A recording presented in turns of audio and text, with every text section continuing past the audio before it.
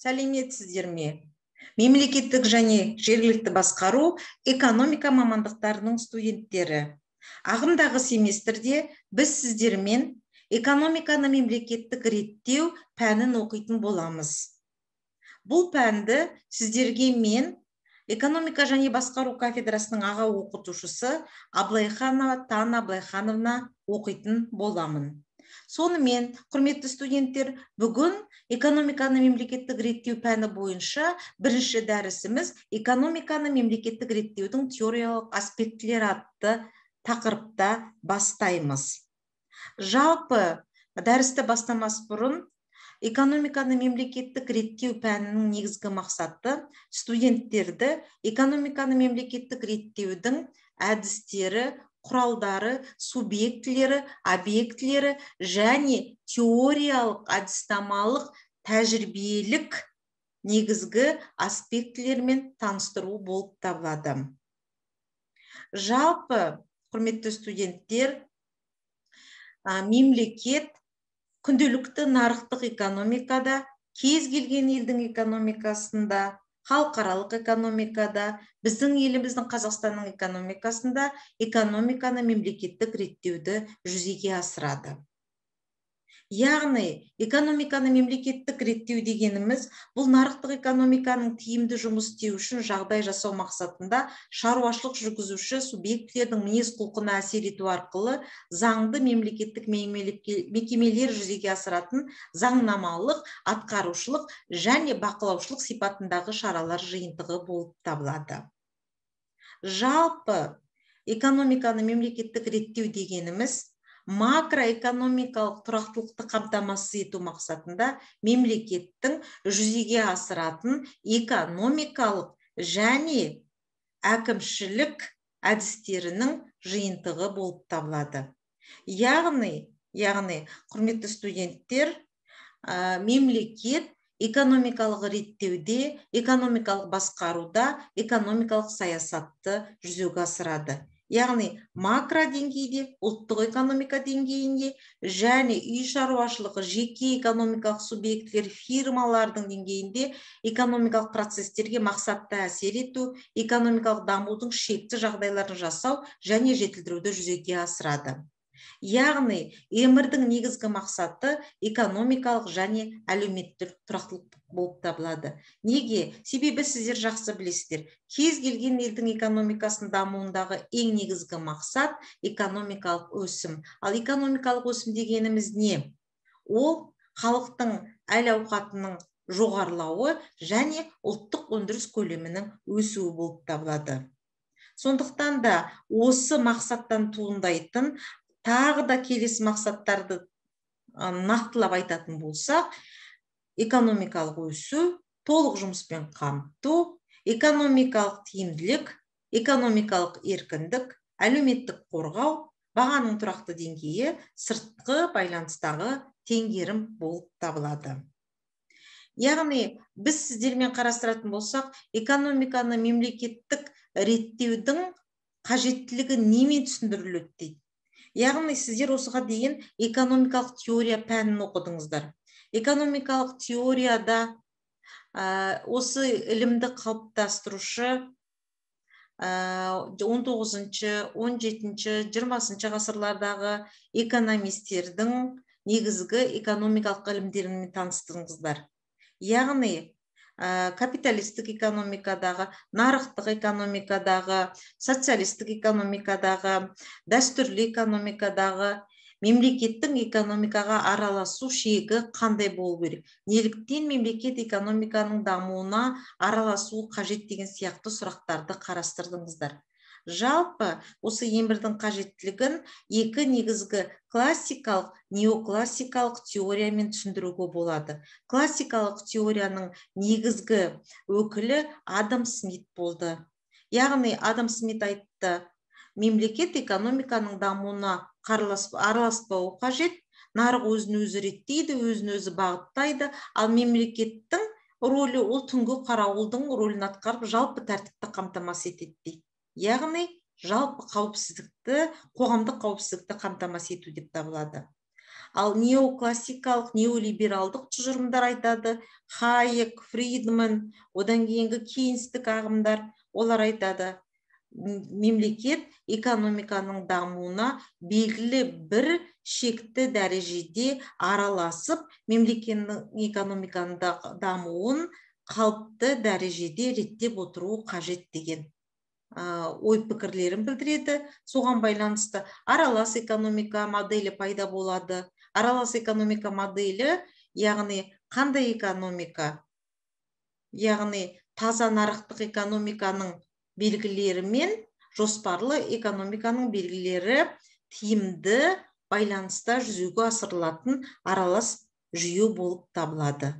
Яғни экономикалық субъектілер не қалай, кім үшін өндіремін деген сұрақтарды өздері жеке дербес шешеді, бірақ та олардың кәсіпкерлік экономикалық іс-әрекетінің тиімді жүзеге асыруын мемлекет реттеп, бақылау жасап жүзеге асырып отырады деп қорытынды жасауға болады.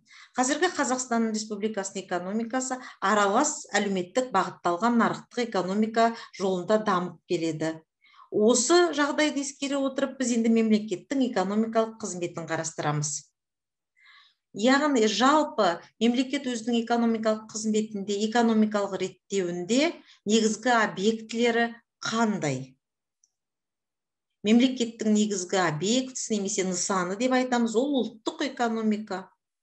Жалпы бөліп көрсетуге болады макроэкономикалық объектілер, яғни экономикалық цикл, экономикалық даму, ұлттық экономиканың құрылымы, аймақтық экономика, инвестициялық іс-әрекет, әлеует, мемлекеттік сектор, кәсіпкерлік қызмет, тағы сол сияқты. Ал ақша қаржылық объектілер қаржы айналымы, ақша айналымы, әр түрлі төлем сауда балансы, экспорт операциялар болып табылады. Ал әлеуметтік және салалық экономикалық проблемалар бұл әлеуметтік қорғау саласы, әлеуметтік қамсыздандыру, білім беру, денсаулық сақтау, қоршаған ортаны қорғау сияқты және басқа әлеуметтік теңсіздік, тағы да әлеуметтік кепілдік, тағы да басқаларды айтуға болады. Бұл өмірдің негізгі объектілері болып табылады. Ал енді экономиканы мемлекеттік реттеуді жүзеге асыратын субъектілер кім? Ең бірінші мемлекет. Мемлекет ол мемлекеттік институттар арқылы реттеуді жүзеге асырады. Яғни заңнамалық, атқарушы, сот, билік арқылы. Республикалық, аймақтық, жергілікті институттар арқылы жүзеге асырады. Ал мемлекеттік емес субъектілер бар. Кәсіподақтар, кәсіпкерлер одағы, жанама реттеуді жүзеге асыратын саяси партиялар, қоғамдық қозғалыстар, әртүрлі бақ, ықпалды тұлғалар, қоғамдық пікір. Сонымен қатар мемлекет аралық субъектілерге жататын интеграциялық біріктіруші институттар, сонымен қатар мемлекет аралық кеңестер, тұрақты келіссөздер жүйесі болуы мүмкін. Енді біз экономиканы мемлекеттік реттеудің объектілері мен субъектілерін анықтағаннан кейін, осы экономиканы мемлекеттік реттеудегі жалпы негізгі мемлекеттің қызметі қандай дейді. Ең бірінші біз сіздермен жақсы білеміз, құқықтық базаны қамтамасыз етеді. Яғни мемлекет жалпы экономикадағы арнайы реттеуші органдарды құрайды, әзірлейді, бақылайды, заң шығарады. Кез келген экономикалық іс-әрекет заңмен қамтамасыз етілген. Келесі, экономикалық дамуды тұрақтандыру, яғни экономикалық циклды, экономиканың дамуын тегістеу, реттеу, инфляция мен жұмыссыздықты тежеу, экономикалық өсуді қолдау, қамтамасыз ету, яғни экономиканың біз айтамыз ғой, циклды тербелісті дамуындағы әр кезең, құлдырау, өрлеу, жандану, өсу, әрбір кезеңде мемлекет белгілі бір экономикалық саясаттың құралдары арқылы реттеп отырады. Келесі әлеуметтік қатынастарды реттеу негізгі қызметі болып табылады. Ең төменгі жалақы мөлшерін белгілеу, зейнетақыны индекстеу, экологиялық қауіпсіздік бағдарламалар, білім беруді, денсаулық сақтауды қамтамасыз ету, осының барлығы теңдікті қоғамда қамтамасыз етуге байланысты жүзеге асыратын мемлекеттің қызметі болып табылады. Сонымен біз қарастыратын болсақ, экономиканы мемлекеттік реттеудің негізгі мазмұны оның жүзеге асыратын экономикалық субъектілермен, объектілермен және мемлекеттің атқаратын қызметтерімен түсіндірілетін болып табылады. Жалпы осы мемлекет экономиканы реттеуді қалай жүзеге асырылады? Экономикалық саясат арқылы жүзеге асырады. Экономикалық саясаттың түрлері қандай? Фискалдық саясат, ақша несие саясаты. Сонымен қатар қолданылатын саясаттар құрылымдық, инвестициялық, аймақтық, конъюнктуралық саясаттарды атап өтуге болады. Сонымен қатар, яғни мемлекет экономиканы реттеу барысында жанама және тура әдістерді пайдаланады деп айтамыз. Жанама әдістерге не жатады? Жанама әдістерге, мысалы үшін, ақша несие саясатын жүзеге асыру, салық саясатын жүзеге асыру. Яғни айналымдағы ақша массасын реттеу арқылы экономикалық өсімге әсер ету. Немесе салықты реттеу арқылы экономикалық субъектінің іс-әрекетіне тура жанама әсер ету болып табылады. Ал тура реттеуге не жатады? Тура реттеуге мемлекет инвестиция бөледі, субсидия бөледі, дотация бөледі. Бұл тура әдістерге мысал келтіргеніміз болып табылады. Сонымен алдыңғы дәрістерде біз сіздермен мемлекеттің экономиканы реттеу барысындағы негізгі әдіс құралдарын терең оқитын боламыз. Жалпы, құрметті студенттер, экономиканы мемлекеттік реттеу жалпы қазіргі Қазақстанның нарықтық экономикасы дамыған жағдайда жекеменшік шеңберінде шешілмейтін, яғни экономиканы өзін-өзі реттеу қағидалары негізінде экономикалық және әлеуметтік проблемалар туындайды, шиеленістер, қайшылықтар пайда болады.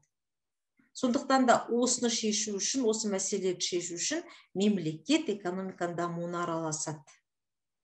Өндіріс күшінің дамуы елеулі инвестицияның қажеттілігін туғызады. Өндірісті мамандандыру, капиталды шоғырлану күшейеді. Өндіріс пен капиталдың бірігуі, әртүрлі елдің бір-бірімен өзара тәуелділігі.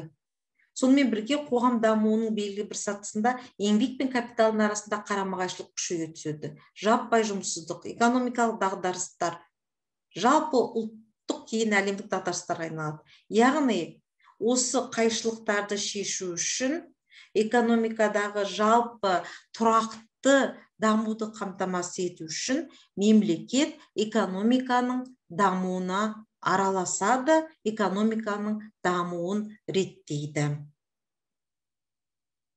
Осымен біздің дәрісіміз аяқталды. Назарларыңызға рахмет.